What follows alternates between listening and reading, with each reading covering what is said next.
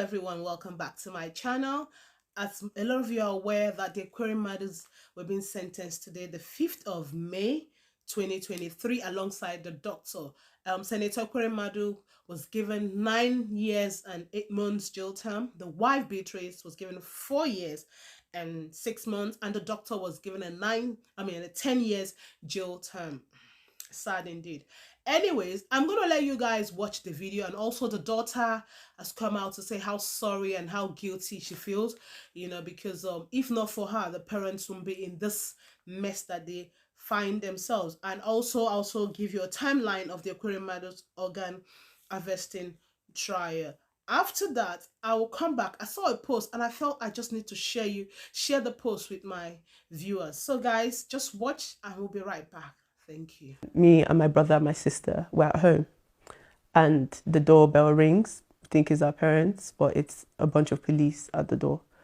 They tell me this is, what they arrested me for. My first reaction was shock. It was difficult, especially seeing, not even just for me, because if it was a situation where it was just me, I think it would have been easier to handle. But seeing my parents in that situation as well was a lot. What are your thoughts on your parents' conviction? It's sad. It's been really hard to really wrap my head around it. Do you understand the conviction and why they were found guilty? I understand the conviction. Personally, I disagree with it. However, that's from a very biased perspective as their daughter, and I would obviously always back my parents. However, the law has taken its course and we just have to now move forward as a family.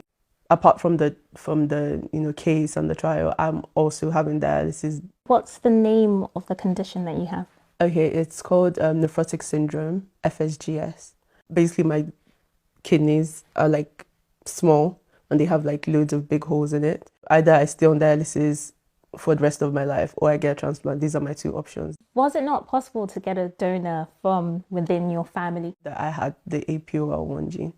So to us, that kind of meant that, kind of excluded the family, especially on my dad's side, because they have quite a history of kidney conditions. In August of 2021, when obviously I found out that it was a possibility that I would need a transplant, that's when we kind of reached out to people. How involved were you in finding a donor, in particular this young man?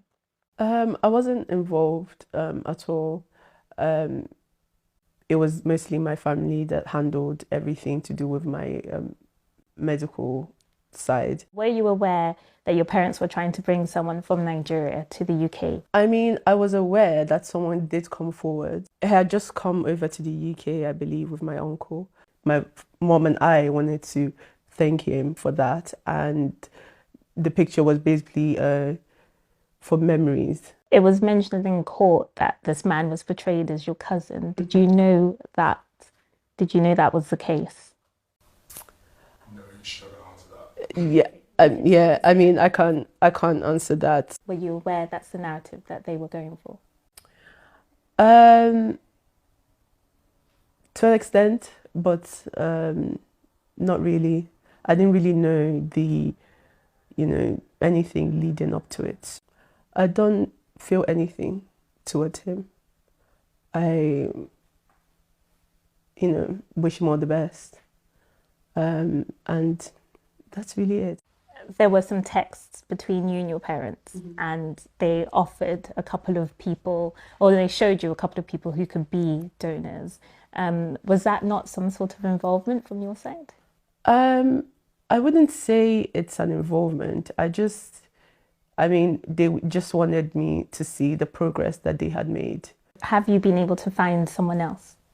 Well, shortly after that, I had put out an appeal and a lot of people came up, but we weren't really able to do anything with that as of now because I'm still on dialysis. Hopefully, I would be able to, get the transplant soon. But as you know, our family is still in the middle of a trial. I would like to also use this opportunity to apologize to them for the way everything has played out. You've been seeing them, visiting them in jail all this time. Where are their heads at? What are they kind of thinking about the whole situation? They're quite calm, surprisingly. Yeah. Do they feel remorse? I can't really speak on what they are feeling. This is just from an outside perspective, seeing them. They're okay. They're just neutral. What's sort of been your lesson from all this? Life is just so dynamic. Like one day you're in your house, chilling. The next day, your whole life is turned upside down. So that is my main focus. Try and help specifically people with kidney conditions, just to show that they don't need to be scared. Obviously, there's the support of my siblings and obviously my parents' siblings as well. However, I don't think it would ever be the same. I feel guilty because I feel like all this has happened because of me. Catching up, let's just give you a background, really, the timeline to these issues, just in case you're wondering what exactly played out here. What were the issues?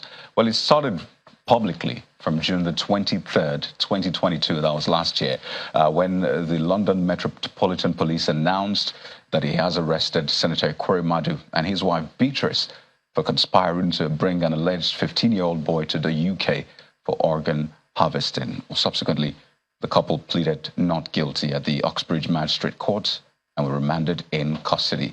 2 days after, the University of Lincoln barred Senator Ekweremadu as a visiting professor, barred him from undertaking further duties.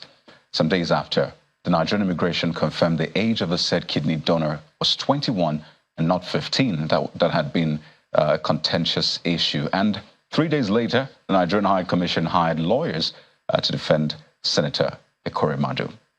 But that's not all.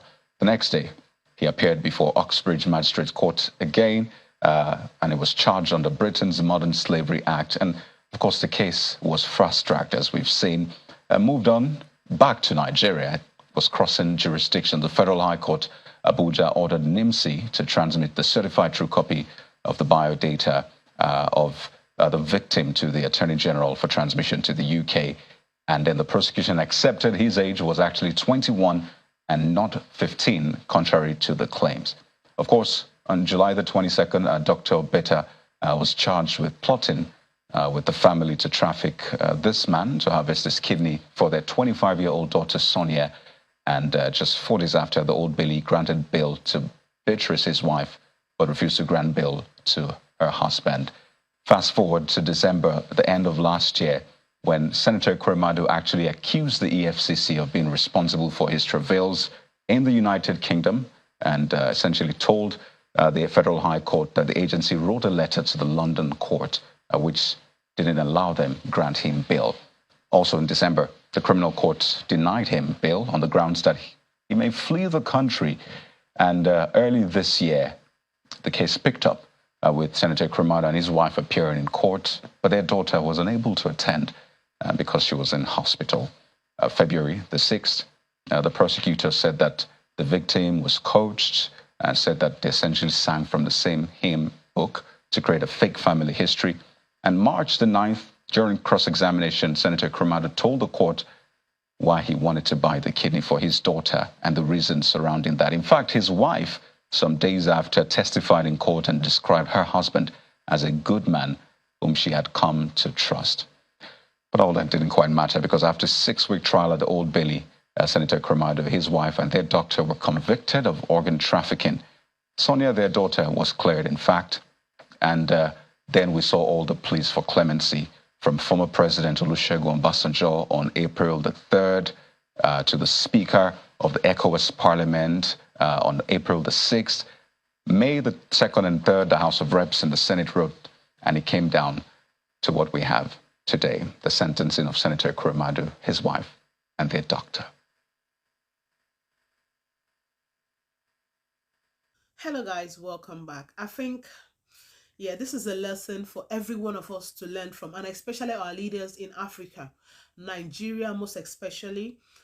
You know, UK is not Nigeria where you just do things out of book, or even things that you're meant to do that in the constitution you just, you know, because of power or position you feel you can go through the back door.